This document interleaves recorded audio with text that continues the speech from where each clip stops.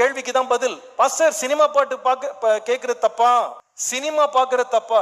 பதில் ஒரே பதில் தான். அந்த சினிமா உனக்குள்ள பரிசுத்தத்தை தூண்டுமா? நீ இங்கிலீஷ் பாட்டுனா கேளு, கொரியன் பாட்டுனா கேளு, நீ தமிழ் பாட்டுனா கேளு, என்ன பாட்டுனா கேளு. அதை கேட்டு முடிச்ச உடனே இறுதி ரொம்ப சுத்தமாயிடுச்சு பாஸ்டர், என் மனசு ரொம்ப சுத்தமாயிடுச்சு, என் பார்வெல்லாம் சுத்தமாயிடுச்சு, என் இச்சையிலேருந்து எனக்கு ஒரு விடுதலை வந்துருச்சு, என் பாவத்திலேருந்து எனக்கு விடுதலை வந்துருச்சு, என் துர்குணத்திலேருந்து விடுதலை வந்துச்சு உன்னால சொல்ல முடியுமா?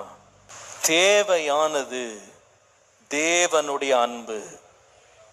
ஹல்லேலூயா. ஏன்னா எங்க நீங்க என்ன வேணா பாட்டு பாடலாம், என்ன வேணா காட்சி பார்க்கலாம், இன்னைக்கு எல்லாமே வெளியரங்கமாக ரொம்ப இலவசமாக எல்லார் கையிலையும் கிடைக்குது. இப்போ நீ என்ன வேணா பார்த்துட்டு இருப்பா, ஆனா உனக்குள்ள ஒரு ஆசை தூண்டப்படுது. மறந்துடாதப்பா, மறந்துடாத. வேதம் சொல்லுது, அப்பா அம்மாக்கு நீ மறைஞ்சு போயிடலாம், ஒரு நாள் நம்ம எல்லாம் தேவ சமூகத்துல போய் நிக்கணும். இயேசு சீக்கிரம் வர போறார்.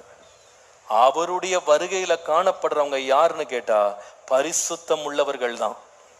அந்த பரிசுத்தத்தை தூண்டுகிறது உலகம் கொடுக்கிற எந்த இச்சையோ அன்போ அல்லங்க.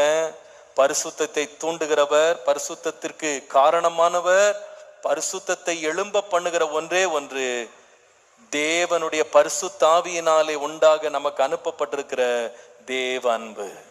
ஏன் நமக்கு இந்த காலத்துல தேவ அன்பினால் நிரப்பப்படணுங்க? Because we need the love of God to live a saintly life. பரிசுத்த வாழ்க்கை வாழ. எல்லாரும் ஒரு ஆமீன் சொல்லுவோம்.